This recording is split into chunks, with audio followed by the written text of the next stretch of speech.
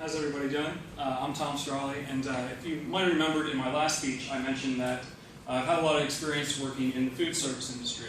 Over 11 years experience actually, and all my experience has been at chain pizza places. So, of course, during this time, I've had countless interactions with plenty of customers and customer service situations. And most of them are definitely positive, but anyone who works in customer service, and especially food service, can attest to this, that some people are just extremely rude and difficult and ignorant and just disrespectful for absolutely no reason. So what I'm going to do today is kind of give you a rundown of the etiquette of ordering and a little bit of the etiquette of tipping. Just basically educate you on how to be a good customer and not be that guy or girl. So there's a phrase that I'm sure that most of you are all very familiar with, and that phrase is "customer is always right." The phrase was coined by at the end of the 19th century at Marshall Field's store in Chicago, and it's something that's really permeated our culture. Every customer service situation, you hear people talking about the customer is always right. You have to give them whatever they want. And I'm a big advocate of customer service, definitely.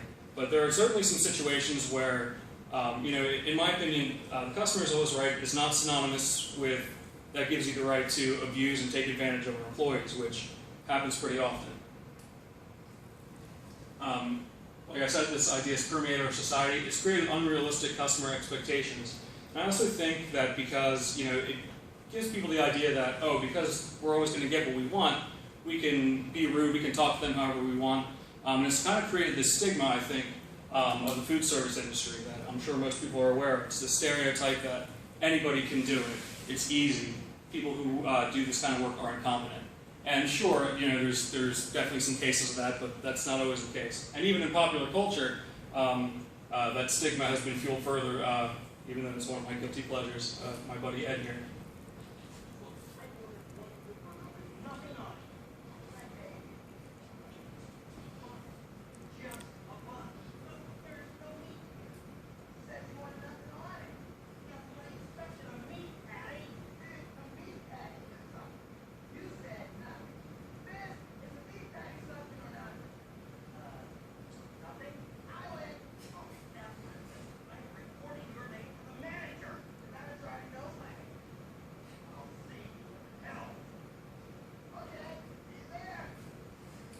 Okay, so, yeah, good bird, fantastic movie.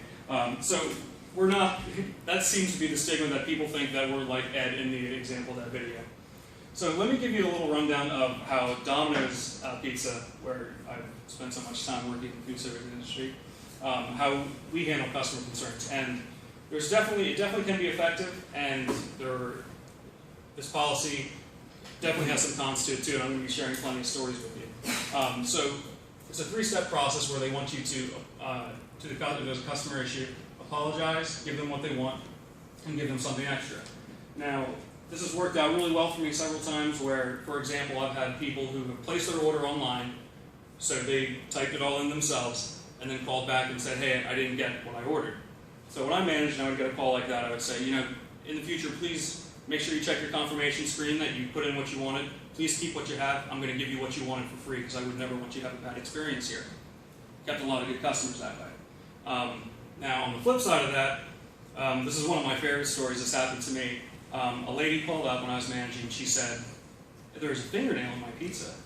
I was just like, oh my gosh, I'm so sorry. Please bring it in. I'll do what I have to do to help you out. She brings in the pizza, opens up the box. There's only 2 slices left, by the way. And she was right. There was a fingernail in her pizza, and it had like this hot pink nail polish. And I looked at her hands, and she had the same hot pink nail polish on, and one of her fingernails was chipped. So I'm not a detective or anything, but pretty sure she did that so that she could get something for free. And that's the problem with the customer is always right. People think that they can just do whatever they want and take advantage of that saying. So, okay, I could probably stand up here for hours and tell you stories, so I'll try to keep it to a minimum, but I'm going to run down a few do's and don'ts of ordering pizza. And a lot of it's really common sense, but after I share some of the stories, maybe you won't think so. Okay, number 1, when you're placing your order, you're calling the place, you think it's pretty easy. Be prepared and have all of your information ready. Don't call without a purpose. I can't tell you how many times this happens to me. Somebody will call, I'll answer the phone, say, hey, we want to place an order. Okay, great. Can I have your phone number? And then I hear them go, hey, what's your phone number? And then they tell me the phone number. They don't have any information. I'll say, okay, what's the address? Hang on one second. What's the address? Okay, it's this. All right, what would you like to order? Hang on one second. What do you guys want? Why did you call? Why did you call me? I'm dying to know what the conversation was like before they made that call. Make sure you have all the information, because what you're doing is keeping me on the phone longer, preventing me from helping other customers, making their orders, backing up the process even farther, and then you're going to end up waiting longer to get your own order. So have a little common sense and be prepared. It's very helpful. Okay, when you're waiting for your delivery, be where you say you are. Now that might sound really silly, but this just happened to me a few months ago. I pulled up at this lady's house, and I'm knocking on the door, ringing the doorbell, calling her, leaving a voicemail, nothing. I'm about to go back to the store, and all of a sudden she pulls in, and she gets out of her car, and this is what she says to me. She says, well, they said it was going to be 30 minutes. It's only been 25. How are you a real person? How do you exist? I really don't get it. But please, don't go run errands. Go visit your friend for 10 minutes or something like that. Please be where you say you are. Next thing, be prepared at the door. If you've got like a vicious dog or something, and I've been chased by dogs, certainly, please put them in another room or restrain them. Have your payment ready. If it's dark out, have your porch lights on. It's very helpful. I had delivered to a guy recently who, when he answered the door, said, oh man, I can't believe you found it. I didn't put the lights on. Like, thanks. You know? So have a little courtesy. Don't act like the delivery is a surprise. You're the one that placed the order. You know it's coming. Okay, number 4, exercise some common sense. Consider some of the elements. Now, down here, snow's not a problem, but when I lived in Pennsylvania, there were times where I delivered in all, 1 to 2 feet of snow, blizzards, and we would tell people on the phone when they placed the delivery, we'll get it there as quickly and safely as possible. I kid you not, 20 or 30 minutes later, we would have some people calling up saying, where's my food? Have you looked outside? Do you not see that there's a blizzard outside? So don't be unrealistically demanding. Same thing with rain, and it's unbelievable to me that some of these people are out there. Okay, so moving on to tipping, and this scale that I created myself is under the assumption that there was nothing wrong with the service, everything was fine. This is, and I think the scale is pretty self-explanatory, what's good and what's not. But notice with $0 and $5 plus, I added, we might remember you. Now, this is definitely true. Any good delivery driver knows who, sometimes we'll see an address pop up and we already know the customer's name.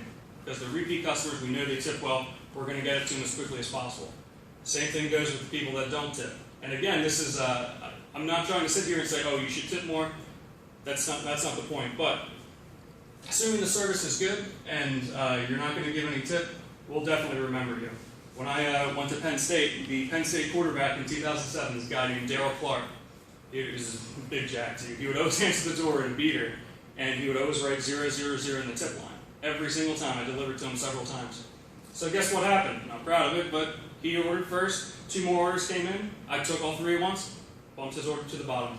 Because, well, what's my incentive to get it there faster? I'm going to get the same tip. So we'll remember you that way too. And again, like I said, this is assuming that all the service was good. So, in conclusion, definitely, exercise some common sense whenever you order. Don't be that person that's going to, be rude or disrespectful for no reason. We're here to provide you a service, and it's up to you to decide whether that service is good or not. But don't be disrespectful for no reason, and even though everyone hears that the customer is always right. And thank you for listening. I edited that picture, so it's a little more appropriate. Thank you.